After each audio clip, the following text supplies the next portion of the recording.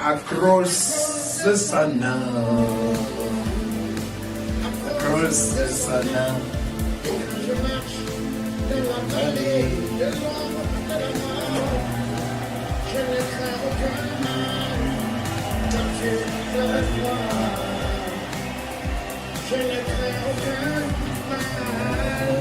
Agriculture is 80% of our economy in Kenya. So I can advise them to do agricultural courses. They take the agriculture courses. Yeah, they take the agricultural courses. Iko pesa. Iko pesa. Oh, umeona pesa. Lakini unajua wewe ni mwana biashara. Yeah. Iko pesa. Make a date with me every Monday to Friday, 7:15 to 9:15 in the morning here at the Farmers Media, the breakfast show. Let us start the day right here. This is Noah Nasia.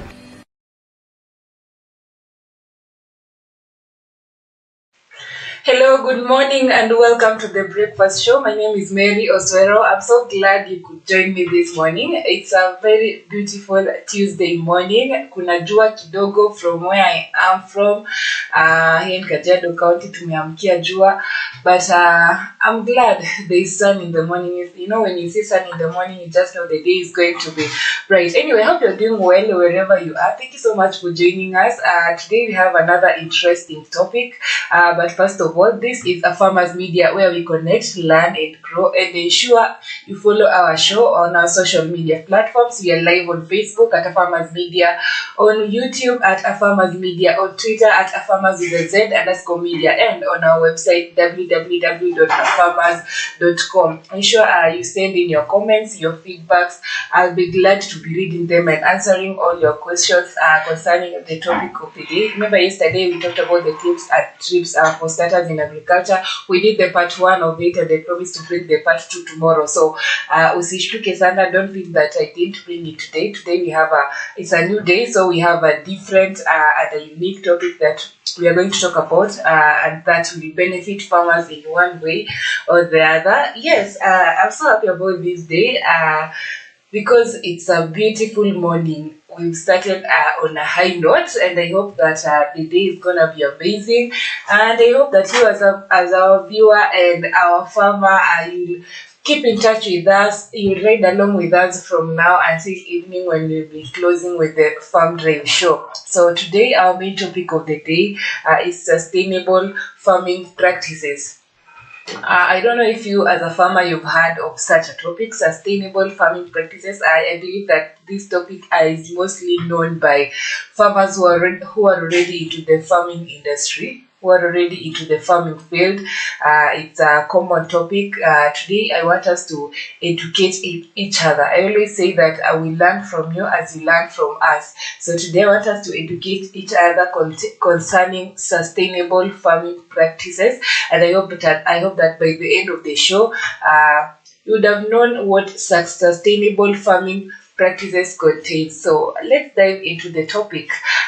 First of all, let's define sustainable farming practices. This refers to the methods and techniques that aim to maintain the balance between agricultural production, environmental health, and social well-being. So when we talk about sustainable farming practices, definitely we have to involve the environment, the human being, because we are part of the social well-being.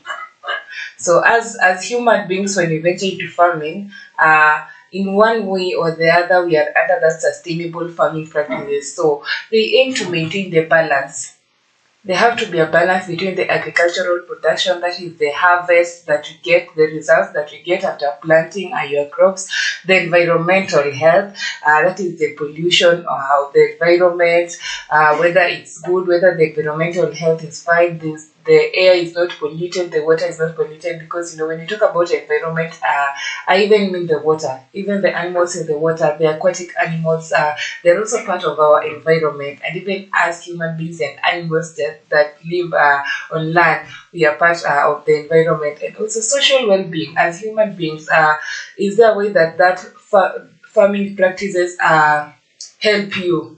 Is there a way that they favor you? So that is basically sustainable farming practices. These practices prioritize long-term viability by minimizing negative impacts on ecosystems and communities while ensuring consistent food production. Actually, sustainable farming practices helps farmers in a way that they get good food production.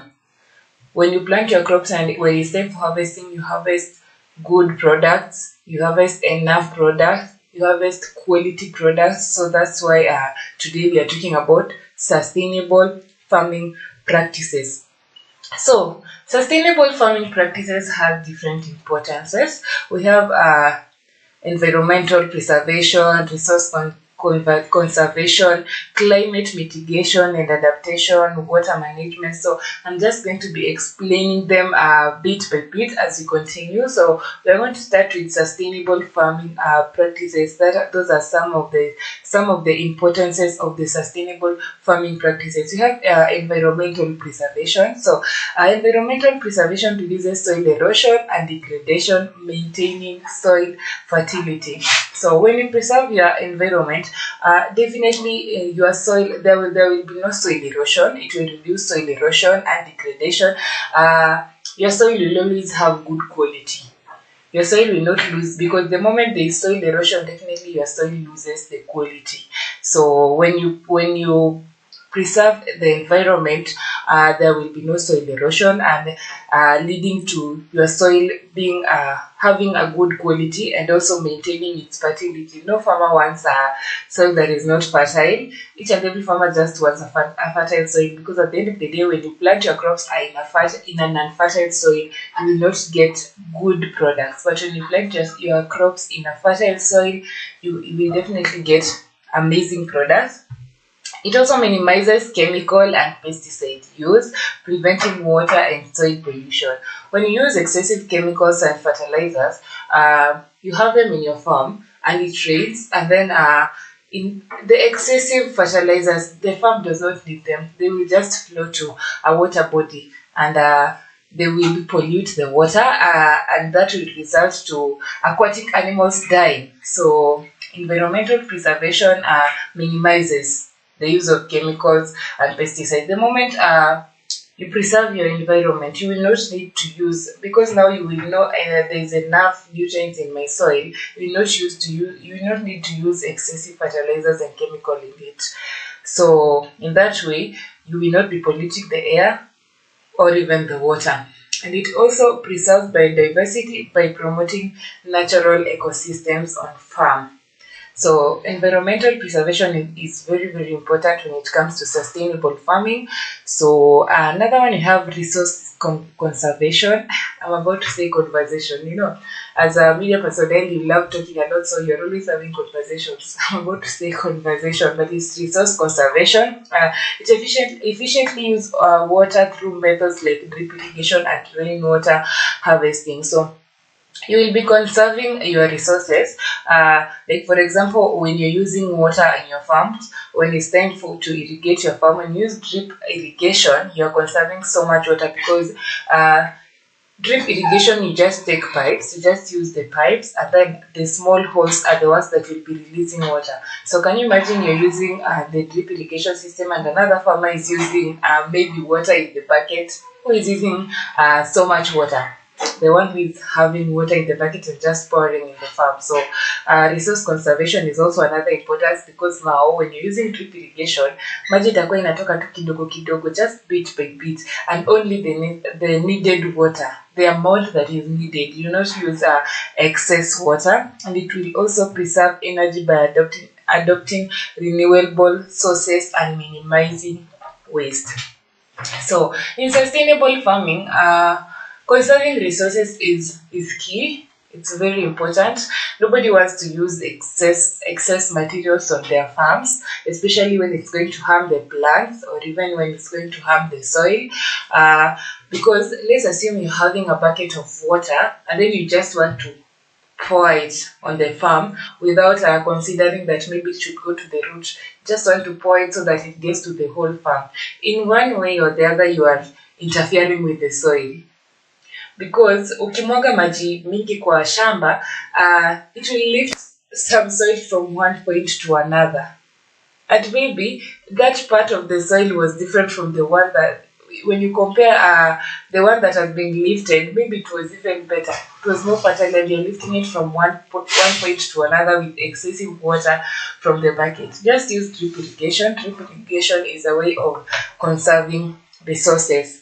Another way, we have climate mitigation and adaptation. Under this, we have sustainable practices can sequester carbon in soil, mitigating climate change. Then diverse crops and resilient farming system help adapt to changing climatic conditions. So when you plant diverse crops, and then you use different kind of farming systems, they will adapt. When you use different kind of farming systems, it will easily adapt to the climate change. You'll not be feeling that I've planted this type of crop here, you're using the same type of farming system. The climate will definitely affect your farm in one way or the other. That is climate mitigation and adaptation. So if you want your crops to adapt to the climate, it depends, climate changes, and also where there's a difference between climate and weather. But weather do not change haraka, weather changes so fast, but climate, it takes time.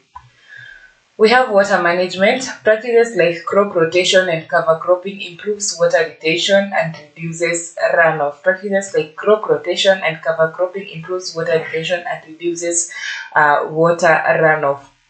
I think we've talked about crop rotation before. Let me just repeat. Crop rotation is whereby maybe you plant legumes in your farm this time, then the next time you exchange it with another type of plant. Maybe if you plant beans here this season, then the next time maybe you bring something like watermelon in the same farm. That is just definitely practicing crop rotation. And cover cropping. Cover crops are crops like grass.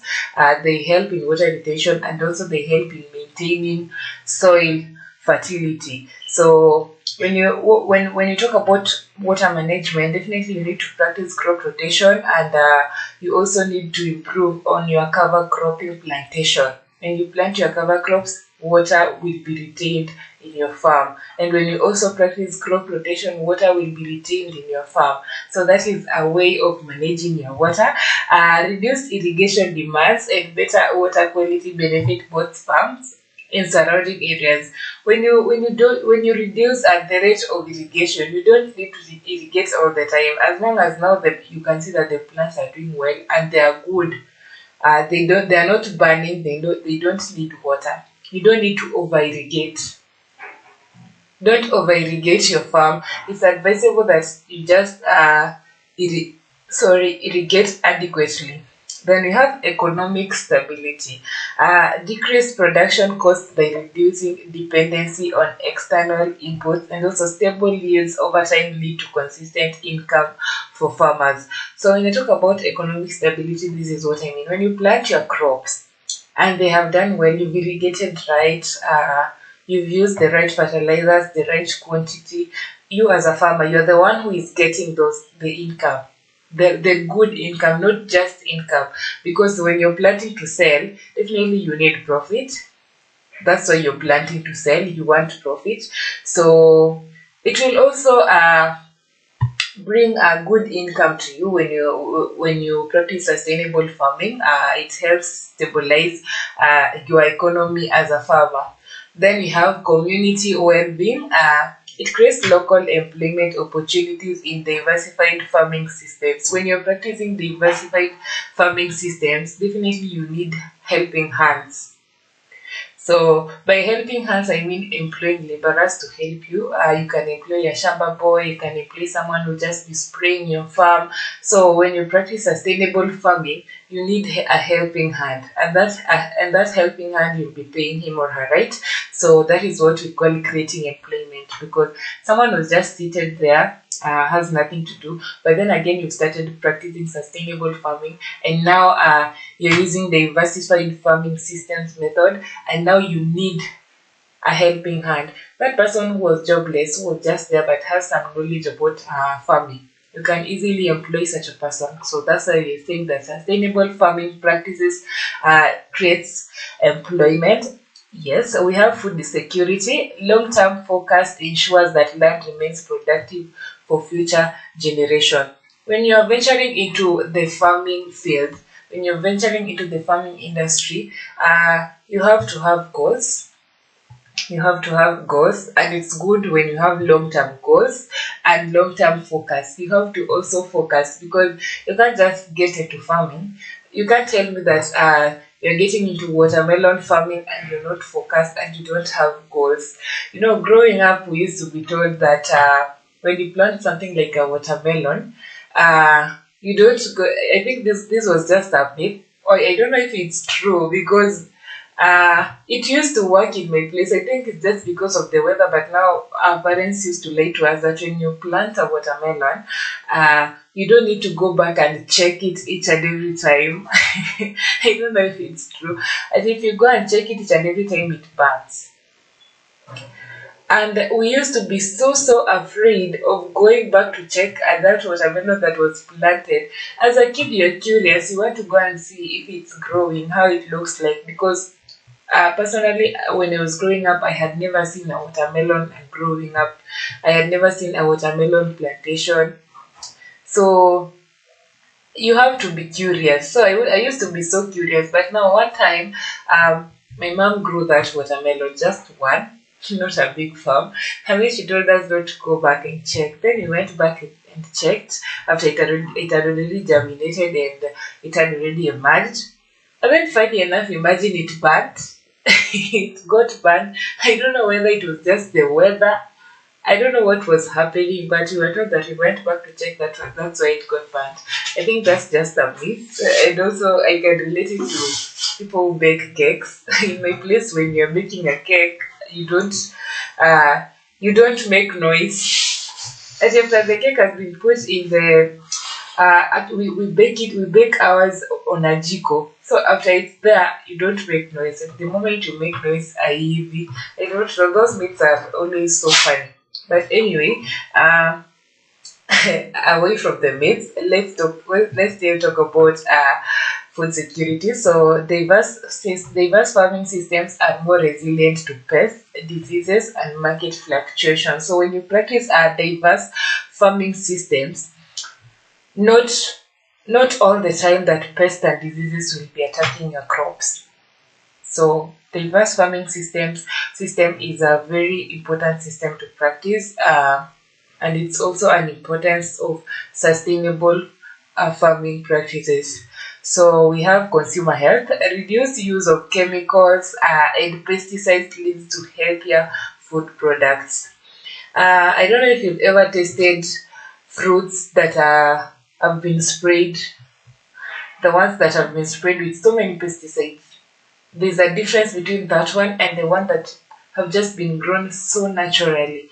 Let me take an example of mangoes. In my area, you just find a mango tree in the bush. If you taste that mango tree in the bush and the one that has been planted on someone's farm, there's a difference. The one that is in the bush is so sweet because there were no pesticides that were sprayed on it. There were no chemicals. It just grew by itself. But the one that has been planted in the farm, they have to spray the pesticides because now you see this one is for business. When you taste, there is always a difference. Wanasemanga ukikula skuma ya ushago and you eat the one that is being sold in town, the one for ushago is sweeter than the one that is being sold in town. I think it's just because the ones that are being sold in town, they have sprayed pesticides on them. They have used so much chemicals on them because they want them to grow faster and they want them to look so healthy. But there's always a difference. So organic and sustainable practices contribute to improved nutritional value also under that consumer health. Then we have regenerative agriculture. Remember, we're still talking about the importance of sustainable farming. We have regenerative agriculture. Some sustainable practices actively works to restore and improve ecosystems over time. Emphasis on soil health and biodiversity boosts overall farm resilience. I think that is kind of self-explanatory. Then we have global sustainability. Sustainable farming contributes to achieving the UN's Sustainable Development Goals. And I talk about UN, I think you already know what I'm talking about. That is the United Nations. So sustainable farming contributes to achieving the UN Sustainable Development Goals. Reducing the environmental impact of agriculture is crucial for a sustainable planet. I think this one is more about the global world. So when you practice, because I believe almost all African countries, in a way, they export their products, their crops to these other countries. So when we talk about sustainable farming, we also talk about we also have to talk about the global sustainability. We're still live on YouTube at Farmers Media, on Facebook at Farmers Media, on Twitter at Farmers with a Z _ media, and on our website www.afarmers.com. Ensure you send us your comments, and you also subscribe to our YouTube channel. I always say that this is a family, so when you want to be part of the family, don't just watch it from afar.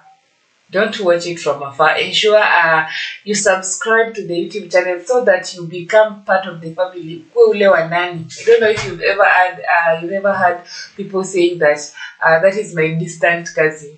We don't want it to be our distant cousins. Be our cousins wale wa ndani kabisa kabisa, because now this is the family. So follow our Facebook page and also subscribe to our YouTube channel so that you become part and parcel of the family. By adopting sustainable farming practices, we can ensure the continued availability of resources, maintain a healthy environment, and provide for current and future generations without compromising the balance of ecosystems and society. So, under sustainable farming, we also have the historical context. Historical context and evolution of sustainable agriculture practices. So, here's a summary of the historical context and evolution of sustainable agriculture. One of them is early agricultural practices. I think we've never really measured deep on the early agricultural practices. We just tell it as part of the story, like the experience we had when we were kids and what is happening right now. So today, let's talk about the early agricultural practices. Traditional societies practice sustainable agriculture by relying on local resources and knowledge. Back then, during our ancestors or our grandparents' time, they practiced agriculture. Agriculture started like long time ago. It's not something that is starting now. It started like long time ago. But now back then, they used to use the local resources.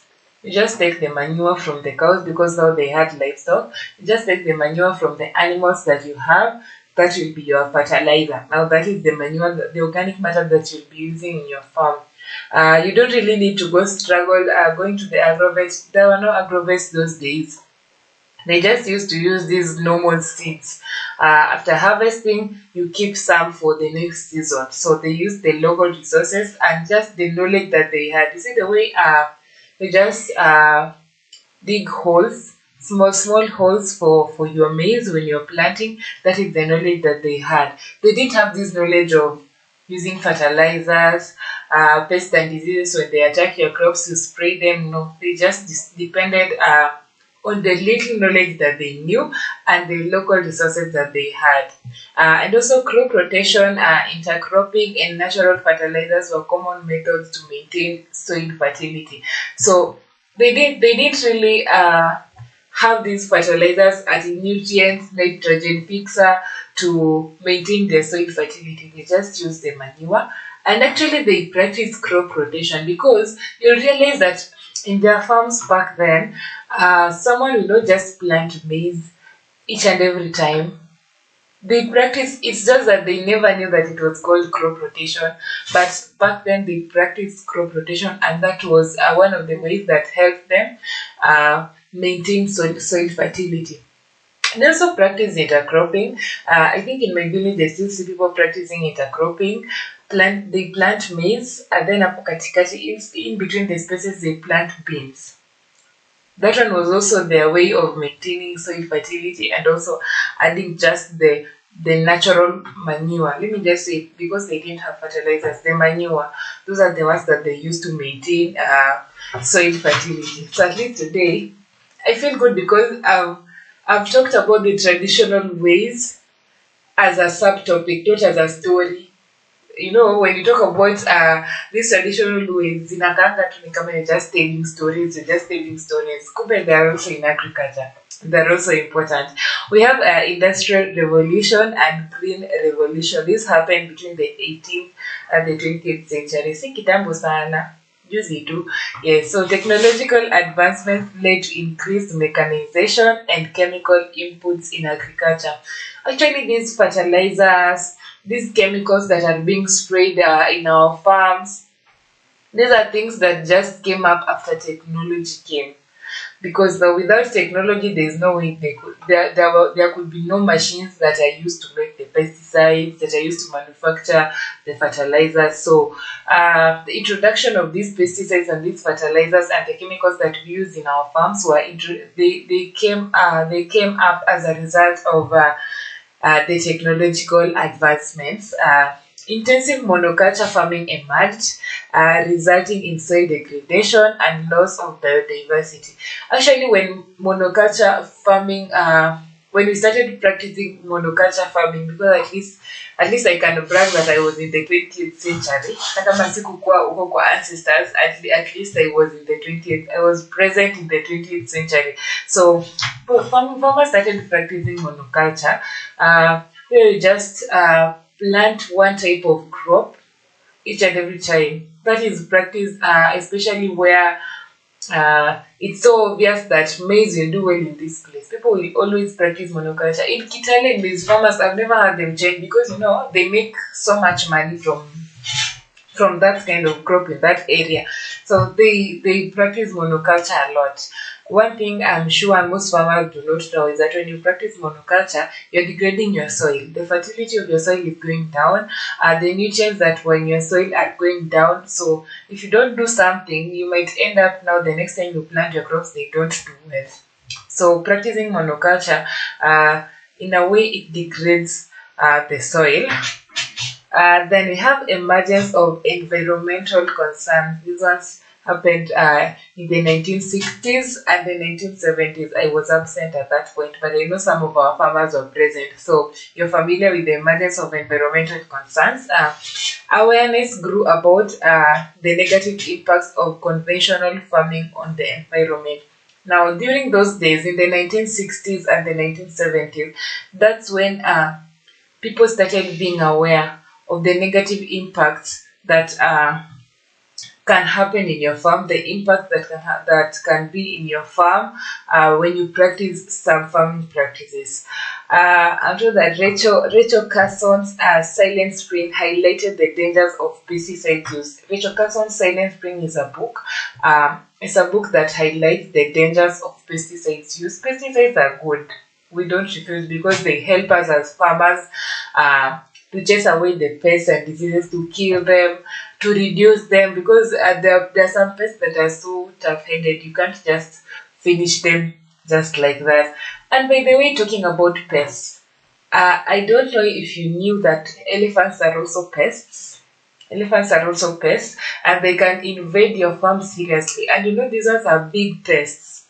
Big pests that the moment they get into your farm, even you as a farmer, you can't control it, and it's so big that you can't fight it. So that's why we have an elephant repellent called Gadin. It's a good repellent that helps in chasing away, because it has a smell. It has a smell that when it gets to the elephant's nose, it can't come close. So Gadin is an elephant repellent that we have here in the Farmers Media. We'd encourage you that if you have any problem with elephants in your area and you're a farmer and you really need to chase away the elephants without struggling, Gadin is the best product that you can use to chase away the elephants. You will not need to fight, because you can't fight an elephant. An elephant is the one that can fight you. But now, just imagine you have Gadin. and then you have it, you spread it around your farm, and now an elephant can't invade your farm, and you'll be having good products at the end of the day because the elephant didn't manage to get in and step on them. So I'd encourage you to buy Garden. Get Garden. We have them here in a farmer's media, and I think as time goes by, they will be in your agrovets and you'll be getting them. But for now, we have them here in a farmer's media. You can come and get yours if you feel, or if you have a problem with elephants, because elephants are, do I say, it's the biggest pest that can affect your farm, and you don't want to meet an elephant in your farm. We have a birth of organic farming. This one was during the 20th century. This is when there was birth of organic farming. I was present, so at least I was there when there was birth of organic farming. Pioneers like Sir Albert Howard and J.I. Rudall promoted organic farming methods. Focus on natural fertilizers, crop rotation, and pest management without synthetic chemicals. So there are pioneers back then that promoted organic farming. When I talk about organic farming, this is what I mean. This is the use of manure, dead leaves, decomposed leaves. Those are the ones that we use in organic farming. Those are the organic matter that we use in organic farming. So during the 20th century, there was a birth of organic farming. I'm sure this one was an exciting transition, because now we had enough. We had good materials that we could use in our soil in order for our soil to be fertile. Then let's move to sustainability concept gains traction. This one happened in the 1970s and the 1980s. Sustainable agriculture gained recognition as a term in the 1980s. Governments and organizations began exploring approaches that balance production with environmental and social concerns. This one happened. Actually, sustainable farming was introduced in the 1970s and the 1980s. If you didn't know that, that's why Farmers Media is here for you, to inform you and also to educate you on when things started. Yes, continue following us on our social media platforms. We are still live on YouTube at Farmers Media, on Facebook at Farmers Media, on Twitter at @farmers_media, and on our website www.farmers.com. I think at this point we need to take a short commercial break. When you come back, we'll still be talking about sustainable farming practices, the importance of healthy soil for sustainable farming practices. We still have so much to discuss. This is a Farmers Media where we connect, learn, and grow.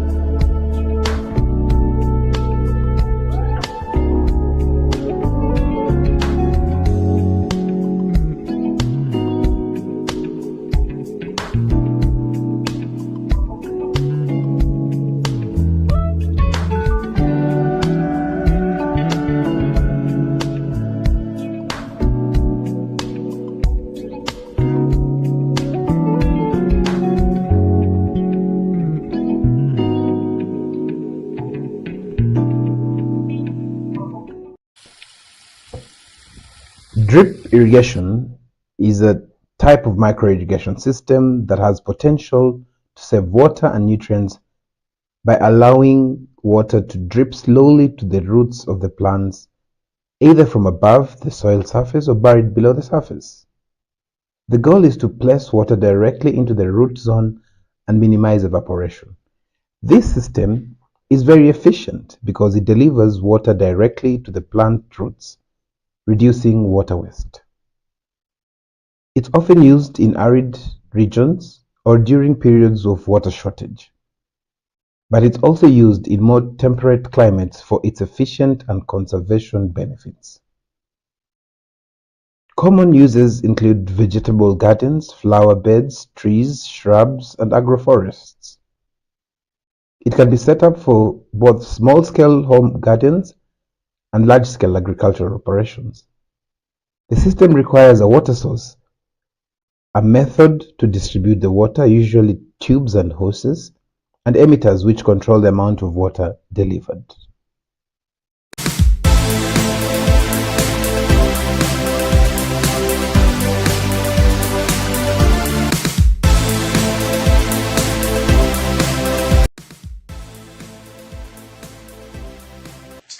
Welcome back to the Breakfast Show. This is a Farmers Media where we connect, learn, and grow. I have a very funny director.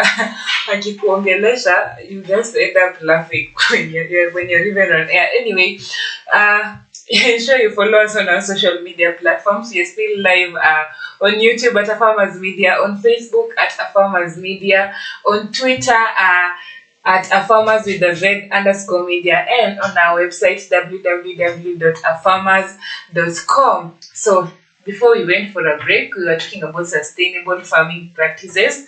And I think by now you know when it started. This one was a new one.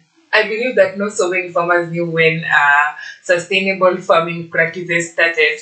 But now, because A Farmers Media is here, at least we are educating you as you're also educating us. Ensure you subscribe to our YouTube channel so that you become part of the family, and also follow our Facebook page so that you become part of the family. Don't just watch from afar. Join us in this journey as we work together and educate you about agricultural practices. So certainly the importances of healthy soil for sustainable farming. So first of all, we have nutrient cycling. Healthy soil contains a diverse range of microorganisms that help decompose organic matter, releasing essential nutrients for plants. When you talk about healthy soil, it's not just any type of soil that has nothing.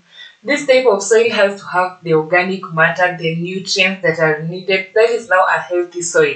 So if you want a healthy soil, definitely you have to have enough nutrients in your soil in order for your soil to be called a healthy soil. So nutrient cycling reduces the need for synthetic fertilizers, lowering input costs and minimizing environmental pollution. When you have a healthy soil that has enough organic matter, as a farmer, I'd encourage you to always have manure in your farm.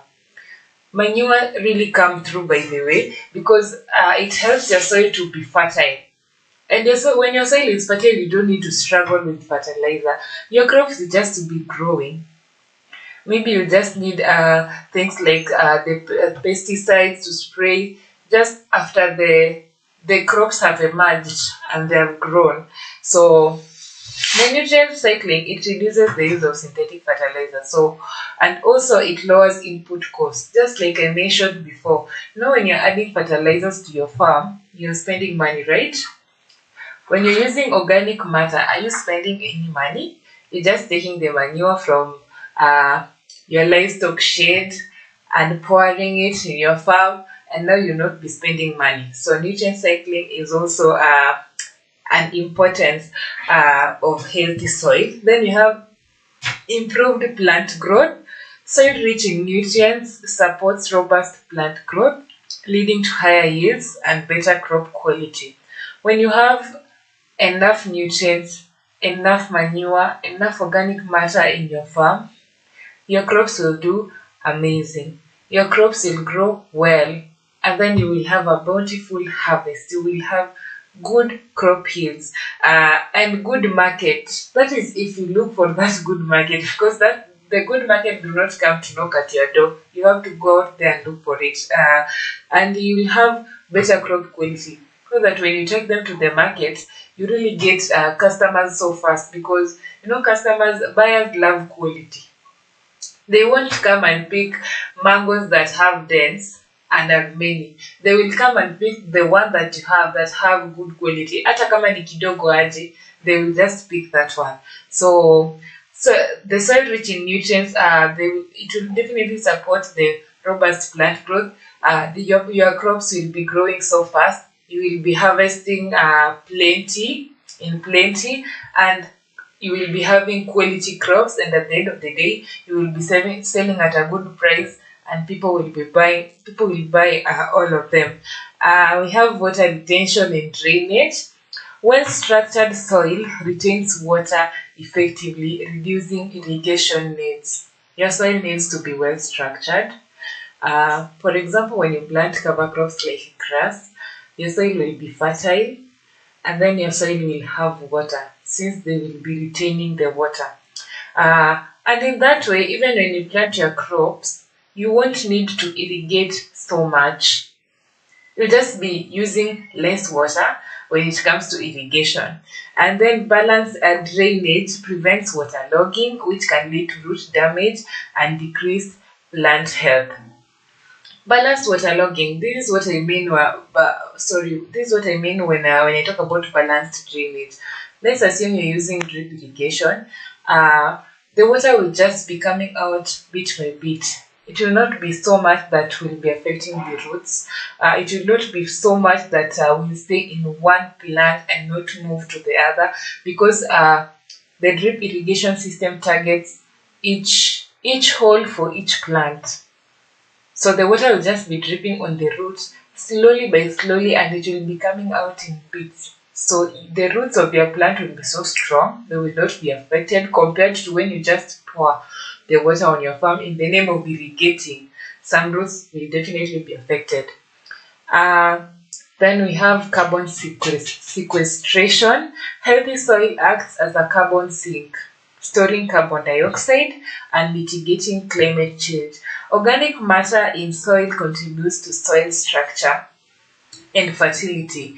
So healthy soil acts as a carbon sink. It stores carbon dioxide. When you have a healthy soil, your soil will always store carbon dioxide. But when you have an unfertile soil that is not healthy, you don't expect your soil to be having carbon dioxide, and that one is also important for your soil. And then when you use organic matter, your soil structure and fertility will always be good, because now organic matter is like the best. Let me not say fertilizer. I don't know why I love insisting that organic matter is fertilizer. It's manure. The manure is always thick. In a way, inashikana na soil yako vizuri. It compacts with the soil so well. And the soil will always be healthy, and it will always be well structured. Then you have soil erosion prevention. Soil structure created by organic matter and root systems helps bind soil particles, preventing erosion by wind and water. When you have the correct soil structure, even if wind comes, it will not blow away that soil. For example, when you have sandy soil, the wind can easily blow away the sandy soil, compared to a soil that is fertile and well structured, because it's always there. The fertile one is always there. The wind can't carry it. The wind can't blow it away. Even it's so difficult for the water to sweep it away. Yeah, so difficult for the water to sweep it away. Let me use the word sweep. Erosion control preserves valuable topsoil, which is rich in nutrients. So when you have the right structured soil, you will not be experiencing soil erosion. So always ensure that your soil is well structured. Then we have reduced chemical dependency. Balanced soil fertility reduces the need for synthetic fertilizers, minimizing chemical runoff and pollution of water bodies. I think that one I've already talked about. Then you have long-term productivity. Maintaining soil health ensures sustained productivity over years, benefiting both present and the future generation. So the moment you maintain the soil health, even your future generation will benefit from it. So let's talk about cover cropping and crop rotation. When we talk about cover cropping and crop rotation, these ones, they maintain the soil fertility. I'm sure you've heard about that. When you plant grass, it maintains soil fertility and it retains water. When you plant, what are some of the cover crops again? When you plant trees, it also maintains the soil fertility, and also it retains water. So, and also practicing crop rotation is also a way of maintaining your soil fertility. So what is cover cropping? Cover cropping definitely involves planting specific crops, often non-commercial ones, to cover and protect the soil between main crop planting seasons. Cover crops are not, because not so many people sell grass. Maybe if you get a farmer who is practicing livestock farming, those are the kind of farmers who mainly plant cover crops like grass and trees because they need them for their livestock. But if you find a farmer who is just planting them to sell, there are not so many. That's why we are saying that cover crops are often planted not for commercial use. We have the benefits.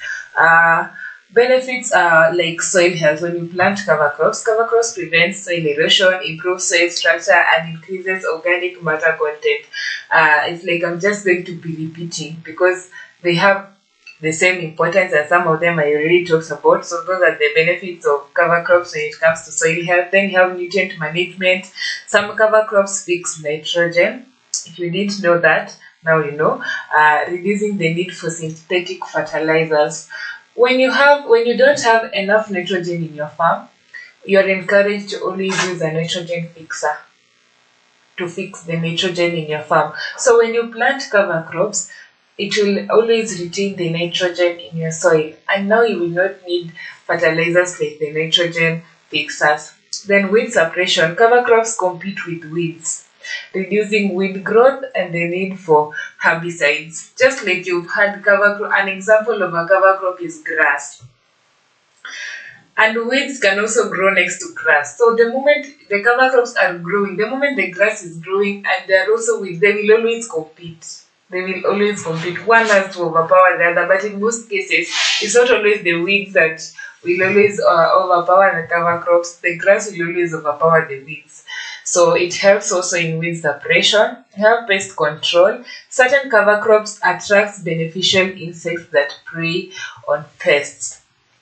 I don't know if you've heard about there are these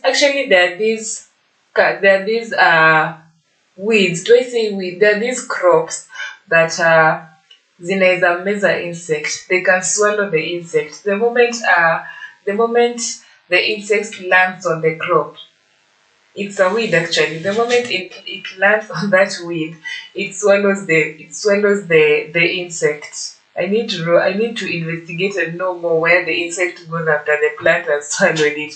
So yes, because it's very important for us to know. Maybe after I've known, next time I'll come and tell you about that story. So cover crops attract beneficial insects that prey on pests. I think that is self-explanatory. We have water management.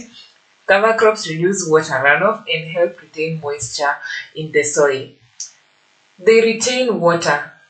So water and moisture, they're kind of the same. So the moment water is retained in the soil will always be soft and will always be ready for planting. Then we have number 3, we have types. Legumes like clover and veg fix nitrogen in the soil. Some of the crops, there are some crops that fix nitrogen in the soil. Then grasses protect soil from erosion and scavenge nutrients. Grasses are just like cover crops. They also maintain the soil fertility, and they also retain water. Then you have mixtures of various cover crops provide multiple benefits simultaneously. So cover crops are also so important. In general, cover crops, they just helps retain water, they maintain soil fertility, and also they maintain the soil moisture. Let's talk about now crop rotation. Crop rotation is basically the practice of growing different crops in specific sequence on the same piece of land over time. Most farmers, I believe, that they practice crop rotation nowadays, where you just plant, for example, maize this time during this season. After you've harvested, now you plant a different type of crop next time. It also has benefits that I'm going to talk about. So some of the benefits is nutrient balance. Different crops have varying nutrient requirements, reducing nutrient depletion.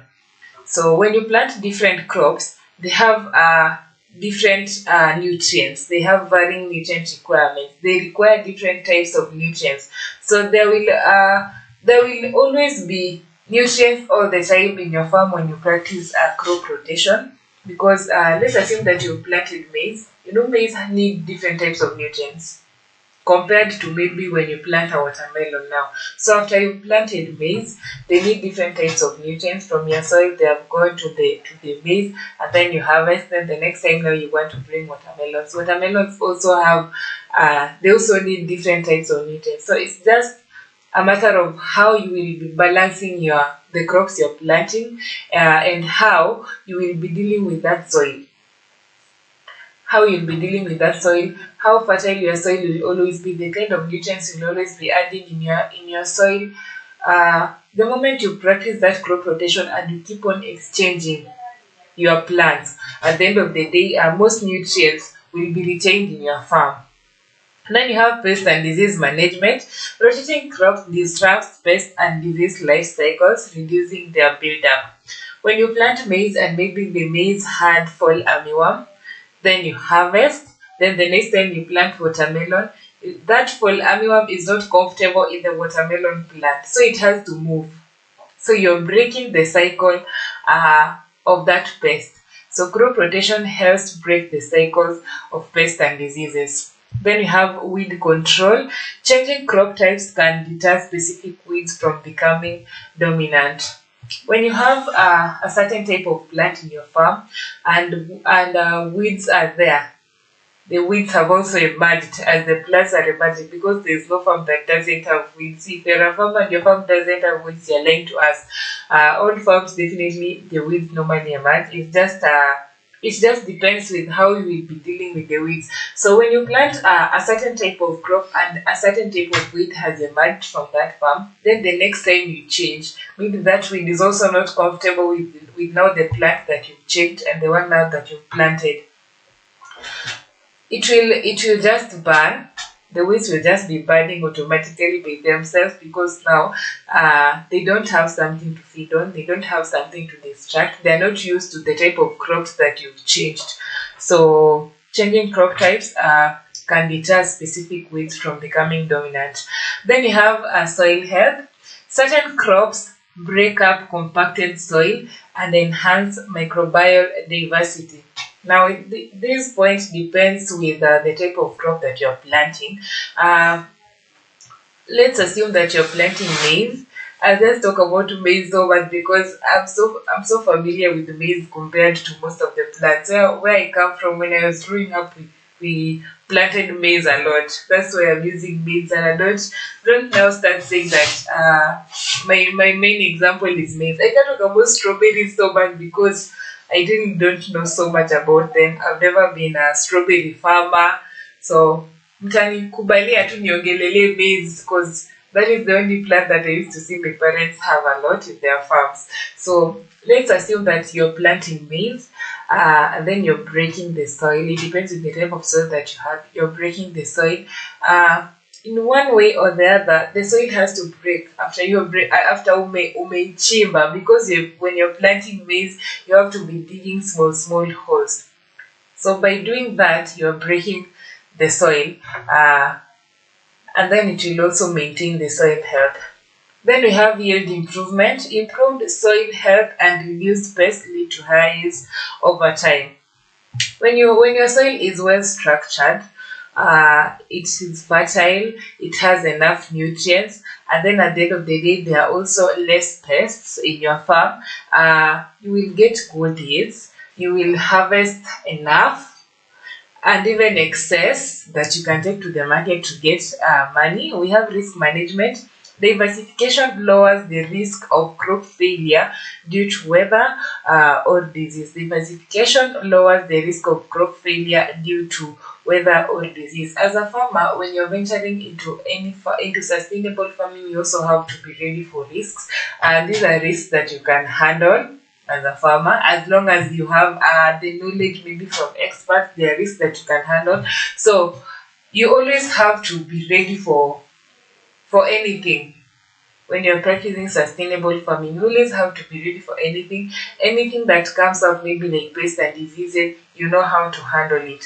So you have to know how to manage the risks that you're taking. Don't just take risks there and you have no knowledge of how you'll be handling them. So examples, root crops like potatoes and carrots follow leafy vegetables like lettuce to prevent disease transmission, and also legumes like beans or peas follow nitrogen demanding crops like corn to replenish soil and nitrogen. I think that is the reason why most farmers love planting maize and beans together. You realize that a farmer has planted maize first, and then there are spaces in between the rows. They leave spaces for the beans. So the reason is because the beans, they follow the nitrogen demanding crops like corn. So it's easier for them to follow because maize are nitrogen demanding crops. So it's easier for them to follow. It's easier for the beans to follow the maize. Yes, let's talk about considerations. Under considerations, we have planning, we have duration, and also the farm size. So plan rotations based on crop families, growth habits, and nutrient needs. Don't just practice crop rotation without planning. Don't just assume that now that after today I've planted maize here, the next time I just want oranges. You have to plan. You have to know this type of crop that I want to plant, which family does it fall in? This type of crop that I want to plant, what are the growth habits that it has, and then the nutrient needs. You might be planting a crop that needs nitrogen, enough nitrogen, and then the next time you want to plant a crop that needs potassium. You're not helping that farm, and you're not helping yourself as a farmer. So when you want to practice crop rotation, ensure that your crops are based on crop families, the growth habits, and nutrient needs, at least zikaribiani. Yes. Then you have duration. Rotations can span a few years to several years, depending on the goals and crops involved. So you have to know the duration that you want to practice this type of farming, crop rotation, and then the duration. For how long am I going to be practicing crop rotation? What crops am I going to be using when I'm practicing crop rotation? Are you doing it for years? Are you doing it for a year? What kind of nutrients will you be needing? What kind of goals do you want to achieve? Because you don't just venture into crop rotation farming and you don't have goals. You also have to have goals. I just realized that in farming, farmers have to have so many goals, not just the way I thought it was. When I was in primary school, I used to have a classmate. Every time they would ask us, "What do you want to be in future?" That lady used to say she wants to be a farmer, and I used to look at her and I'm like, "What are you even doing in school?" But I used to think that when you want to be a farmer, you don't really need to go to school. Just sit at home, go to the farm, dig, plant your crops. They will just emerge, they will grow, and then you will harvest. You don't need any knowledge. And she was in a boarding school, and I'm just telling myself, this girl's parents is wasting money here, and this lady wants to be a farmer. I think at least now I know that when someone tells me that he or she wants to be a farmer, it's something good. It's a good profession because I've seen successful farmers. I've heard of successful stories from farmers who started maybe when they were young. So up to this point, I'd really like to know where that lady is. If she's still practicing farming, because that was in primary school, but all she changed the profession na my farming ilimwingia vizuri. And then we have farm size. Large farms can implement complex rotations, while smaller farms might have simpler ones. So when you want to practice crop rotation, you also have to know the size of the farm that you're going to use when you're practicing crop rotation. So both cover cropping and crop rotation are sustainable farming practices that promote soil health, reduce the reliance on synthetic inputs, and enhance overall agricultural sustainability. Remember, today we are still talking about sustainable farming practices. This is the part one of this topic, sustainable farming practices, something new that I have. If you didn't know when sustainable farming practices started, it started in the 1960s and the 1970s. It's very interesting to discover or to know something new that you didn't know about a topic that you're handling. So that is a take home for me. Sustainable farming practices started in the 1960s and the 1970s. I was not present, but it's very interesting that at least I have that knowledge and I can brag about it and tell it to my colleagues or even other farmers. Remember, we are still live on Facebook at Afarmers Media, on YouTube at Afarmers Media, on Twitter at Afarmers_media, and on our website www.afarmers.com. Continue tuning in, continue sending in your comments. I'm here to read all of them, and also I'm here to read your feedbacks. Please be part of our family as you subscribe to our YouTube channel, and also as you follow our Facebook page at Afarmers Media. Let's talk about no-till farming and reduced tillage practices. So here's an explanation of no-till and reduced tillage practices that we're going to talk about. Everything that I'm talking about here is under sustainable farming practices. And just to remind you that today I'm just doing the part one of the sustainable farming practices. It just came to our attention that the topics that we normally talk about are so broad. We can't just be talking about them in one show. That is not possible. That is doing injustice to you as our viewers. So I'll be breaking my topics into two parts so that we go slowly by slowly, so that we don't miss out on anything. Yes, so that we learn together and we grow together as a Farmers Media family. So no-till farming, also known as zero tillage or direct seeding, involves planting crops without disturbing the soil through plowing or conventional tillage. So this is how they do it. Seeds are planted directly into the untilled soil, often through openings or slits created by specialized equipment. I don't know if you practice no-till farming. I have. When I was planting cowpeas, I just used to take a stick, and then it's just like you're drawing on the soil.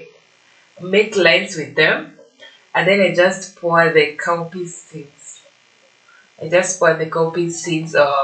on the lines that I've drawn, and it used to work, by the way. Another thing that I realized also works, but now this one is not no-till farming, is you just take the cowpeas seeds, then you just throw them in the farm, alafu unalima tu, you just start plowing as if you just plowing a small place, and then it will grow. But now that one spacing is needed, and we don't space. But when you practice no-till farming, I used to take a stick, draw some lines of the farm in our farm, and then I just put the seeds inside the lines, and then I just cover them with my hand, and then I give them time, and they will just grow. Hata kama spacing ni mbaya, but we advocate for spacing when you're planting your crops. So when you're practicing no-till farming, your soil will not be so much affected, because now you will not be disturbing it, you will not be digging. So that is definitely what I mean when I talk about no-till farming. So there are benefits of no-till farming. First, one of them is soil conservation. No-till reduces soil erosion by preserving the topsoil and preventing its exposure to wind and water. So when you practice no-till farming, it reduces soil erosion, because even if it rains, the topsoil will not be carried away by the water. Sorry. And then we have moisture retention. Undisturbed soil structure helps retain moisture, reducing water stress on crops. That is another importance of no-till retention. The moisture will always be retained in the soil, because just imagine you've already planted your crops, but you didn't even dig that farm. You haven't interfered with the water inside the soil. You just decided to plant just in the upper part of the soil kabisa, and you didn't dig it. You just made lines, maybe even with a stick, just like I used to do with our cowpeas. So definitely water will just be remaining inside the soil. Water will just be retained inside the soil. Then you have organic matter preservation. No-till prevents the breakdown of organic matter, enhancing soil fertility and structure. So when you practice this type of farming, organic matter will always be retained in your soil. Your soil will always be fertile. Your soil structure will maintain. If at all it was good, it will maintain, because you didn't dig deep, so you did not interfere with the soil structure, and you did not also interfere with the soil fertility. Then we have energy savings. No-till requires less fuel and equipment compared to traditional plowing. Actually, no-till is the best, because it's just that you can't use it to plant all types of crops, but the crops that you can, the seeds that you can plant when you're practicing no-till farming, I feel is the best, even compared to the traditional way, because in the traditional way you have to dig, you have to make holes using that jembe, using that hoe. You have to dig, but now no-till, when you're practicing no-till farming, you don't even need that jembe. You just need, maybe you just even need a stick to make lines, and it's so easy to have spaces, because it's just like you are drawing. You just assume that you are drawing, so you need those spaces. It's so easy to create spaces, even when you're practicing, or even when you're planting seeds, and even practicing no-till farming. And then time efficiency. Less tillage means faster planting, enabling more efficient land use. When you're not having a very big farm, I think this type of farming can only be practiced in a small scale, when you're practicing small scale farming, because when you have a very big farm, you can't just be going there to use a stick to be drawing lines for your seeds. It's so tiresome unless you've employed people to help you. But when you have a small farm, like for me, I used to practice mine in a very small, just a kitchen garden. Sorry, just a kitchen garden. I used to practice it in a very small, just like a small portion of my parents' farm, and it used to work, and it was not tiresome, and I used to finish so fast compared to when I go to the farm with the jembe to dig. So it saves time. It saves time when you're practicing no-till farming. So we have reduced tillage practices. So this is what I mean when I talk about reduced tillage practices. It involves minimizing the intensity and frequency of soil disturbance compared to conventional plowing. So we have types of tillage practices. We have minimum tillage, strip tillage, and mulch tillage. So minimum tillage involves shallow tillage, often just enough to prepare a seed bed. So when you're practicing minimum tillage, you can just do it in a seed bed. This one you can't practice it in a big farm outside.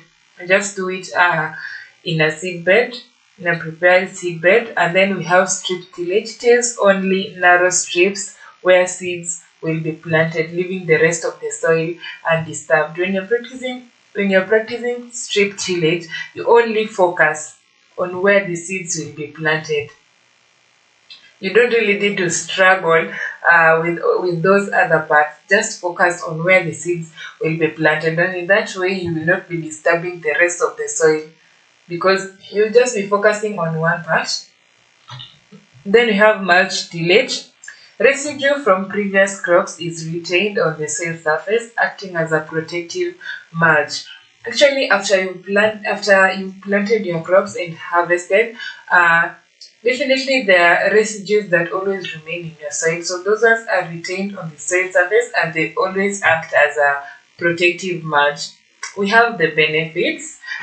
Benefits of tillage, practicing tillage. The first one is soil structure preservation. Reduced tillage maintains soil aggregates and prevents compaction. So the no tillage farming practice reduces it maintains soil aggregates and it prevents compaction. Then we have water conservation. Improved soil structure and residue cover reduce water and runoff and evaporation. Let me repeat that point. Improved soil structure and residue cover reduce water runoff and evaporation. So when you're practicing no tillage, you will always conserve water because you will not need to use so much water. Remember, I just mentioned that when you're practicing no tillage farming, you just focus on where you planted your seeds and you don't focus on where the other soil is. You don't disturb other soil, so you just focus on where you planted your seeds. So in that way, you'll be conserving water because even when it comes to irrigation, you'll just be focusing on where you planted your seeds. Then you have erosion reduction. By leaving residue in place, soil is protected from erosion caused by rainfall impact. When the rain falls, it sweeps away some parts of the soil, right? So that one is called soil erosion because it has picked the upper soil that maybe was having nutrients and was fertile. So when you practice no tillage farming, soil is protected from erosion because the mulch that was left in the soil is retained. So the soil will always be so firm that it can't be swept away by the rainfall water, and now there will be no soil erosion. Then you have weed suppression. Crop residue cover can inhibit weed growth and reduce the need for herbicides. Crop residue cover can inhibit weed growth and reduce the need for herbicides. When you're practicing no tillage farming, there will be less weeds in your farm. And the moment there are less weeds in your farm, definitely you don't really need the herbicides because herbicides are also chemicals that can affect your soil. So it's advisable that you practice no tillage farming. Let's talk about the challenges of no tillage farming.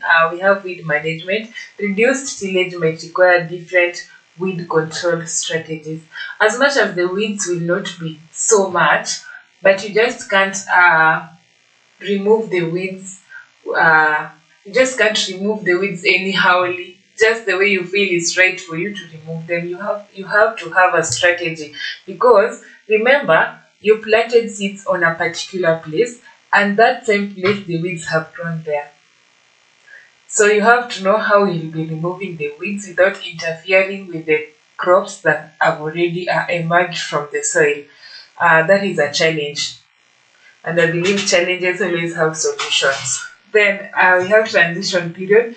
Switching to reduced tillage requires adjustment to equipment and practices. Now that you won't be using equipment like jembes, like hoes, you have to come up with a suitable equipment that you can use when you're practicing tillage farming.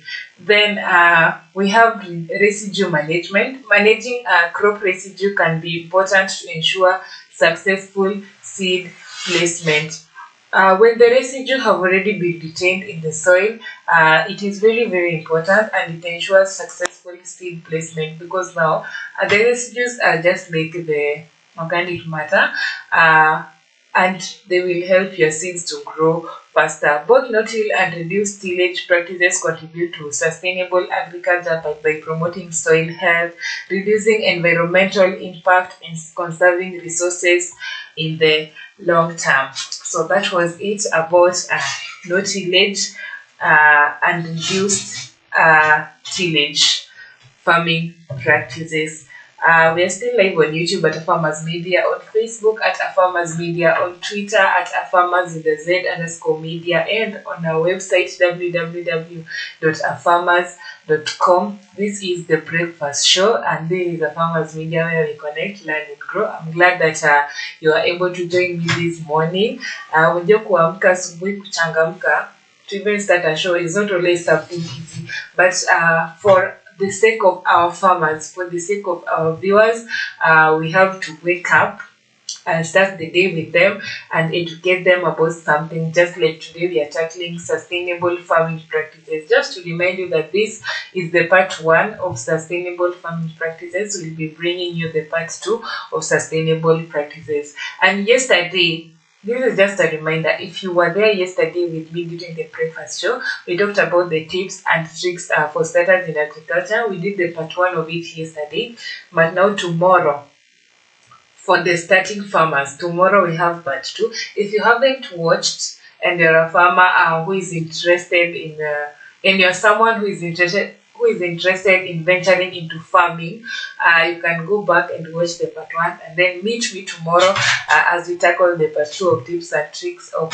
starters in agriculture. But today we are talking about sustainable farming practices. This is the part 1 of it. We also have another subtopic, composting and organic matter enrichment. So I'll break it down into the composting and then I'll talk about organic matter. So I know you might be asking yourself what composting is. Composting is the process of decomposing organic materials such as kitchen scraps, yard waste, and manure into nutrient-rich compost through microbial activity. Talking about microbiome, let me just remind you of a story. Where I come from, there are toilets that were built in a primary school that is next to our home. I think those ones were donors from abroad or something, because it was built, the toilets were built in a unique way, in a way that the waste materials that are in the toilet, they don't go into a hole that you can't see. They have a room. The waste materials have a room, and they even have a door that you can open. Now the smell is always the disadvantage, but now they used to pick those waste from there and then they go spread it in the school farms, and some of them, they said it was a new experience. They just got to learn that kumbe people can still buy human being waste. And people used to buy them, by the way, with lots and lots of money. So that is something I got to learn, that people can buy human waste material, and they also help in they also help in soil fertility. They also act as manure, and they can even bring like the energy. Do we say the solar energy or what? Not even the solar energy. You can use them if you use them well. If you're an engineer who knows something about how you can connect the waste materials until steam are working. I don't know how they do it, but I've seen it in my village. I've never really been interested, but it was something interesting. I think I'll definitely go back and get to learn how it works. Itoke kwa the toilet up to a point where stima inawaka. Anyway, let's talk about the process of composting. Organic materials are collected and piled in layers, creating a mixture of carbon-rich browns like e.g. leaves and straw, and nitrogen-rich greens e.g. kitchen scraps and grass clippings. Microorganisms break down the materials over time, generating heat and converting them into humus-rich compost. This is just in simple terms. The organic materials that are collected are piled in layers because there are different things. We have the kitchen remains, we have the leaves, we have the straws. They are collected together, and then they are piled in layers. I think this is something we learned in high school. Yes, in biology, they are piled in layers, and then the microorganisms, once they get to the farm, the microorganisms that are in the soil, they will break them down over time, and then in that way they will convert into the humus-rich compost. So we have the benefits. The first benefit is soil enrichment. Compost improves soil structure, water retention, and nutrient availability. The compost improves soil structure. I already said before that your farm needs your soil needs to be well structured if you want bountiful harvest at the end of the season. So, and also your soil needs water.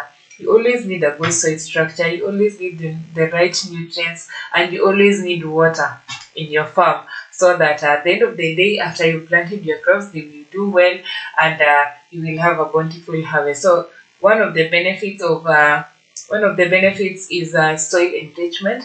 Another one is nutrients recycling.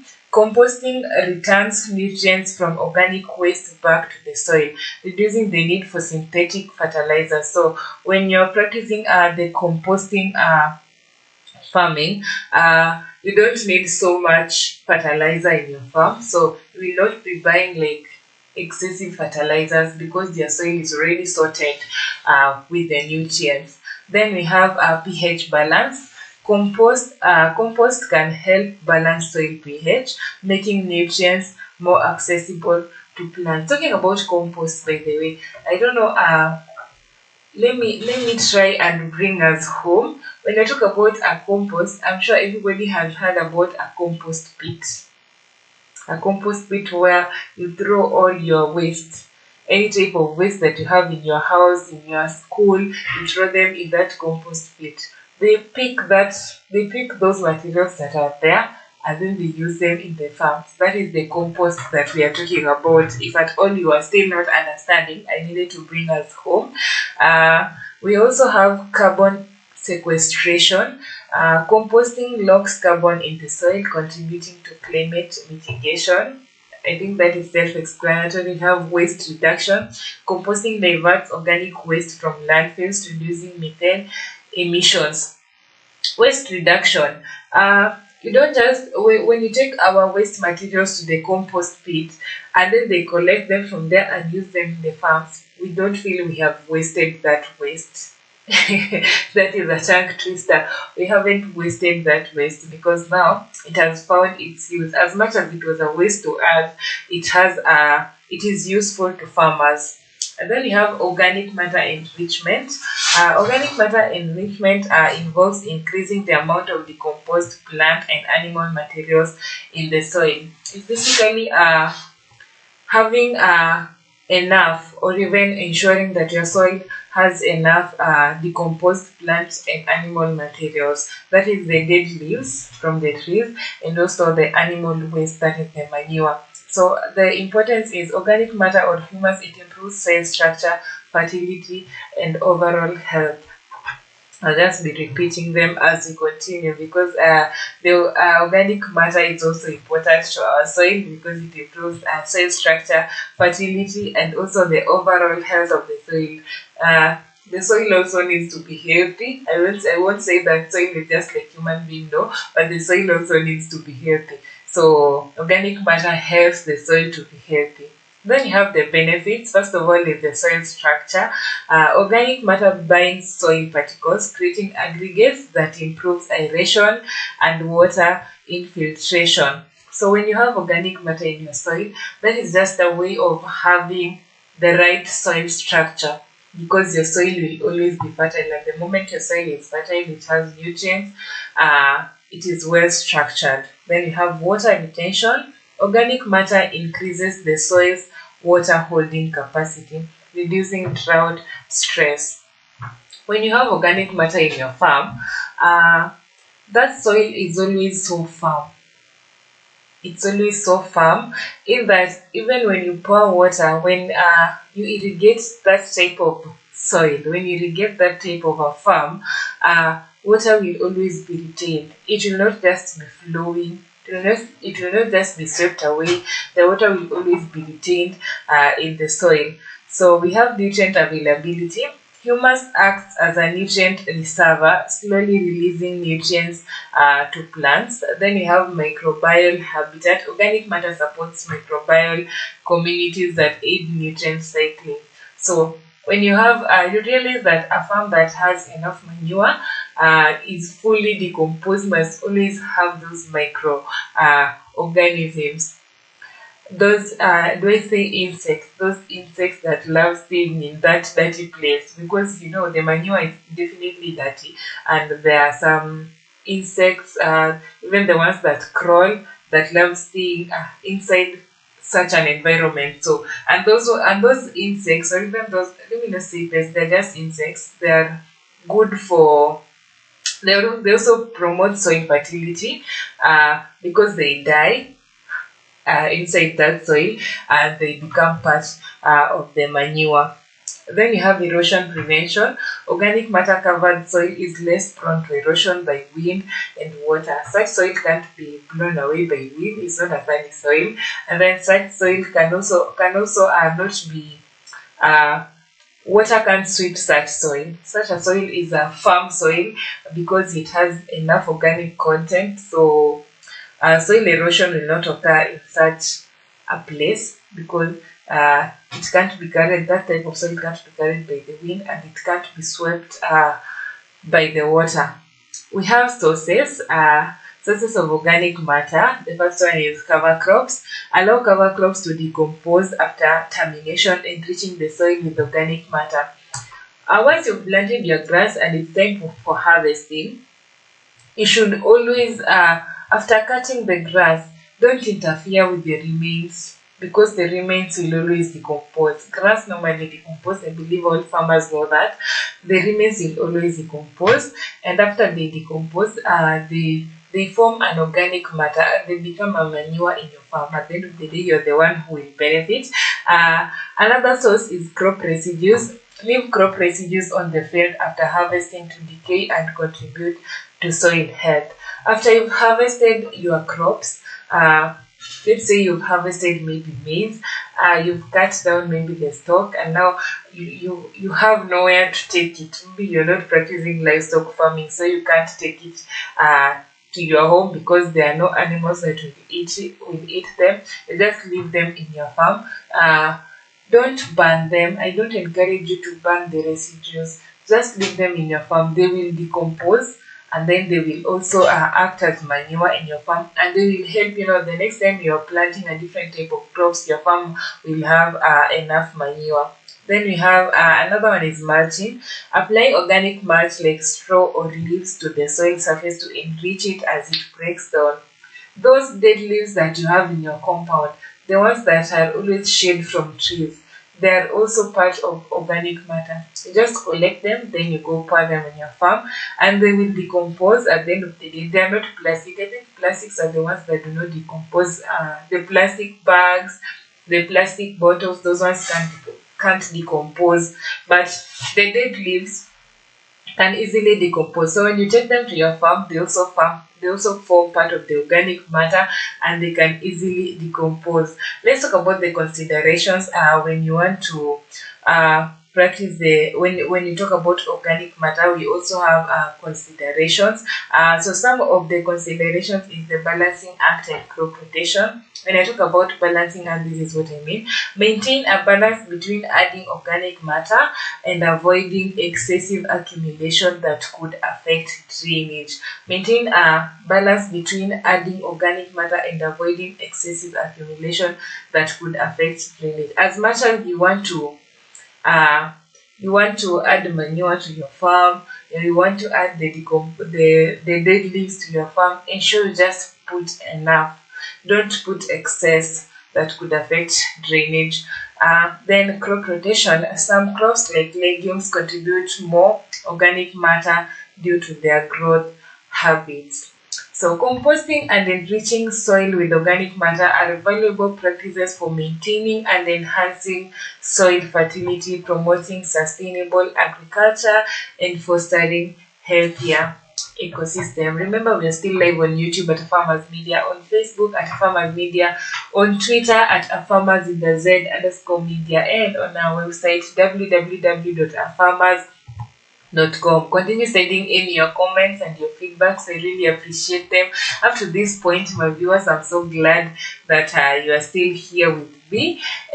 I'm so happy that you're able to spare some of your time this morning so that you can connect with me. This is the Farmers Media where we connect, learn, and grow. I'm still your host, Mary Oswero, and our main topic is the sustainable farming practices. This is the part 1 of sustainable farming practices. If you are just joining us, sustainable farming practices was first started in the 1960s and the 1970s. Around that area, that is when sustainable farming practices was discovered.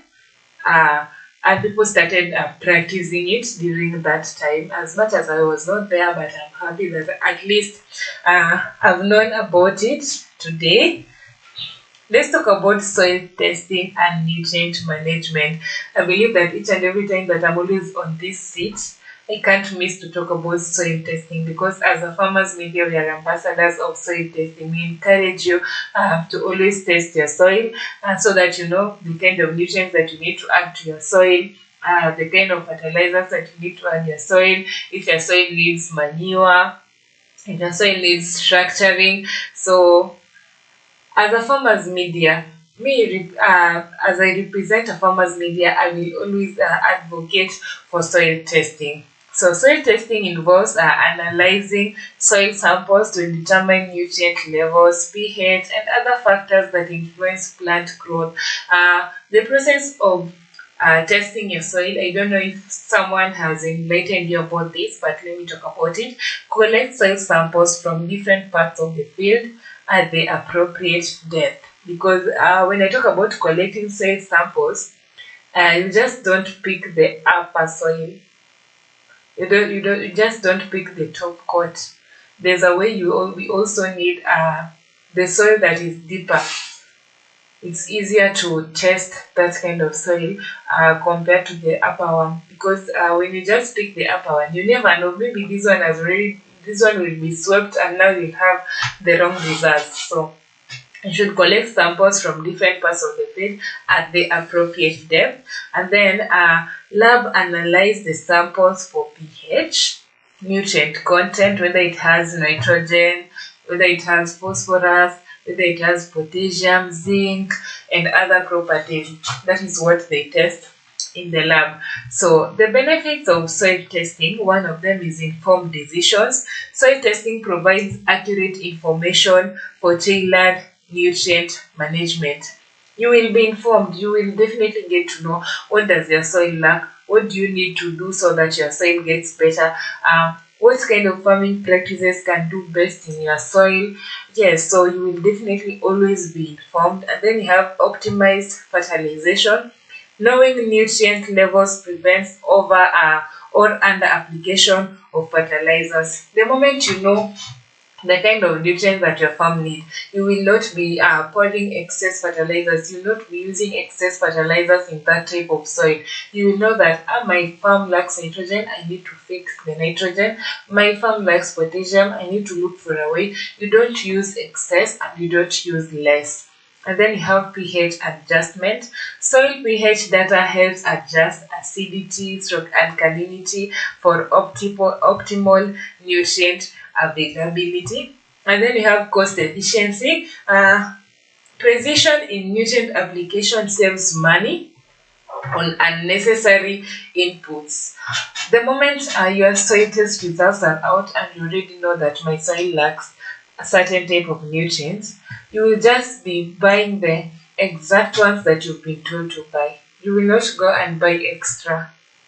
That is why this is a benefit of soil testing. Everybody wants to save money. So if you want to save money as a farmer, you should test your soil. After testing your soil and knowing the results, you definitely now get to know now what do I need to do? Do I still need to go buy excess fertilizers the way I used to do it before? You can save that money. Maybe your farm is doing good, but you keep on adding fertilizer and spoiling the farm. That's why we encourage you to test your soil so that you can save your money and just buy the necessary and the needed fertilizers or even the nutrients that you can add to your farm. So we have environmental protection. Proper nutrient management reduces nutrient runoff and pollution. The moment you just apply just enough fertilizers for your farm will be able to consume the enough fertilizers that you've applied. But when you apply excess and it rains, maybe the water will flow, will pick the excessive fertilizers, take them to the water bodies and kill the aquatic animals. That way, you've killed the aquatic animals and you've even polluted the water. So another benefit, if you get to know the results of your soil test after you've tested your soil, it will help protect the environment. Then let's move to the nutrient management. Nutrient management involves just applying fertilizers and soil amendments to ensure plants receive the right nutrients in the right amount. When you manage your nutrients well and you apply enough fertilizers in your farm will just be having the right nutrients and the right fertilizers, and at the end of the day you will have good harvest. Your plants will grow well because you didn't apply excess, so they didn't burn, because those fertilizers are chemicals. And when you use chemicals, let me take an example of just the human hair. When you're applying a chemical to your hair, as a human being, as a lady, or even as a man, because even nowadays men do apply those chemicals, and you apply excess, your scalp will burn. It will burn because you've used excess instead of using enough. You should just be using enough that can maintain your hair, not excess that will harm you at the end of the day. So just like that, when you just compare the fertilizers to a human hair, fertilizers to the chemicals that are used on the human hair, even the fertilizers, when you apply lots of them on the plants, at the end of the day some plants will end up burning because they were not able to take all that. We have balanced approach. So under balanced approach we have macronutrients and micronutrients. I think my co-host in the mid-morning show love insisting on these macronutrients and micronutrients. In farming or even in agriculture, when you find something that you can shine with, you shine with it thoroughly. So she shines with these macronutrients and micronutrients. I'm here to internalize whatever she's always talking about. So under the macronutrients, we have nitrogen, we have phosphorus and potassium. These are primary nutrients that are always required in large quantities. And then the micronutrients, these are trace elements like iron, zinc, and copper. They are essential in smaller quantities. So when you're venturing into sustainable farming practices, you should always consider to have the macronutrients in larger quantities and micronutrients in smaller quantities. Another one, we have principles. Under principles, we have match supply to demand, timing, efficiency, and crop rotation. So let's talk about match supply to demand. Apply nutrients based on crop needs determined through soil testing. Don't just be applying nutrients just because you've already planted your crops and you feel this type of crop, you're using your eyes to measure, you're using your eyes kuangalia, now this type of crops needs nitrogen, let me apply nitrogen. No, you have to get the soil test results.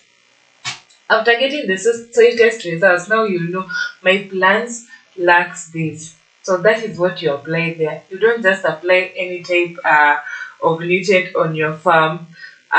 Then you have timing. Apply fertilizers at the right growth stages for maximum uptake. You just apply fertilizer at the right time. Don't just wait for your crop to emerge and then the moment you see it, you're already applying fertilizer. It doesn't work like that. You have to follow instructions. That's why even on those fertilizers, there are instructions that are always written on the cover. Those instructions are there to help you as a farmer. You just don't do it your own way. Another one, we have efficiency.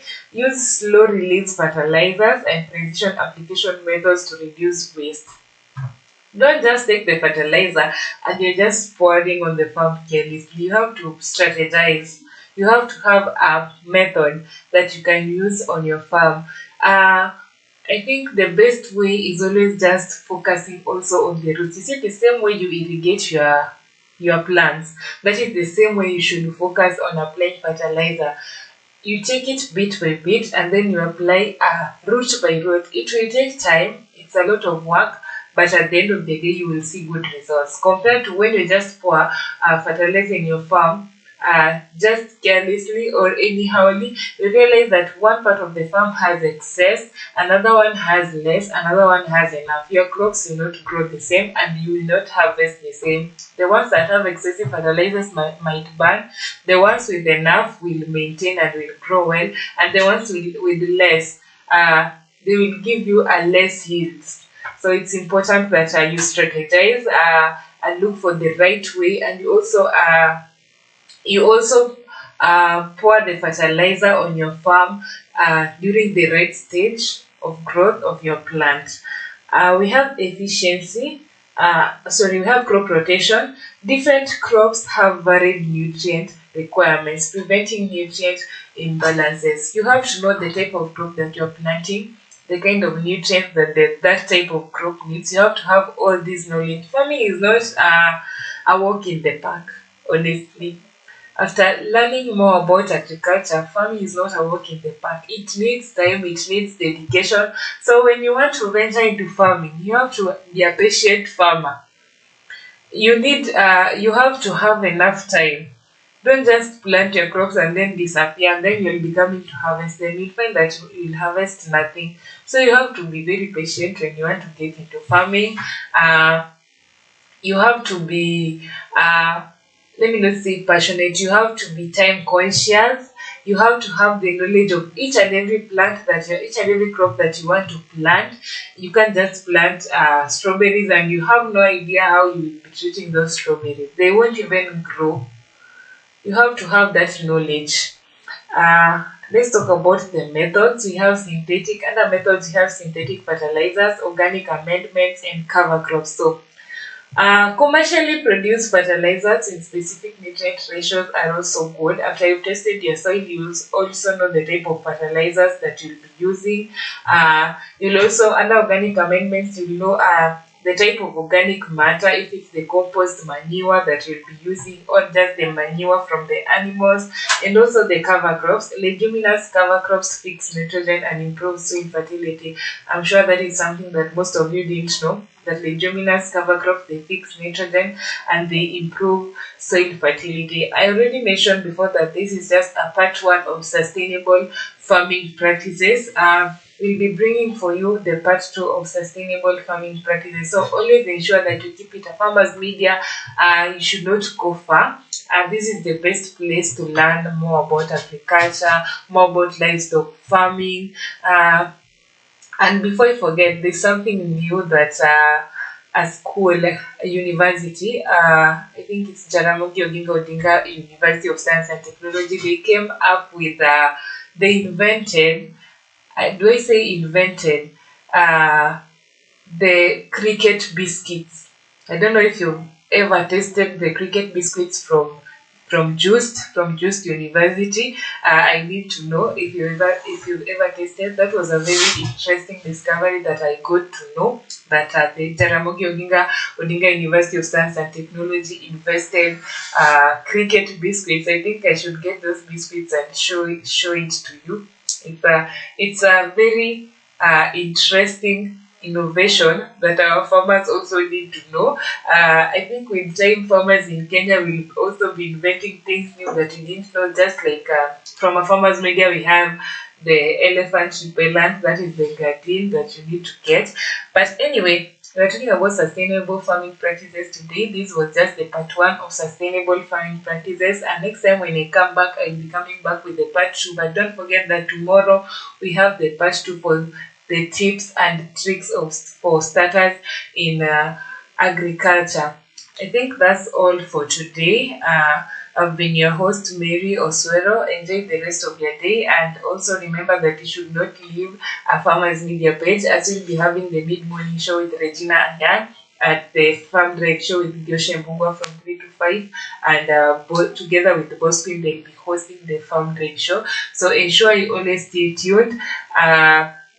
ensure you stream into our social media platforms, that is a Farmers Media on YouTube, a Farmers Media on Facebook, and also on Twitter at a Farmers with a Z_media, and on our website you should click the www.afarmers.com. I'd like to thank my director Doti who enabled this show to go on air. I really appreciate, and also to you my viewers, I really appreciate your time.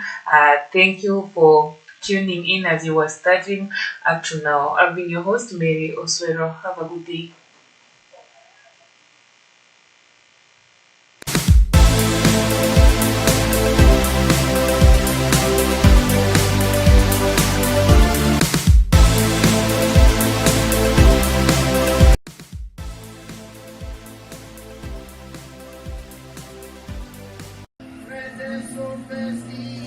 Across the sun now, across the sun now.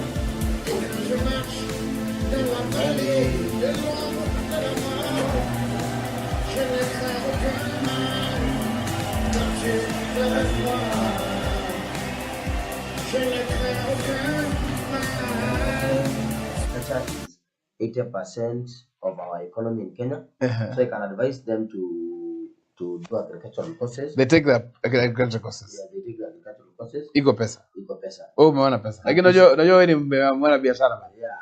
Iko pesa. Make a date with me every Monday to Friday, 7:15 to 9:15 in the morning here at the Farmers Media, the breakfast show. Let us start the day right here. This is Noana Sia.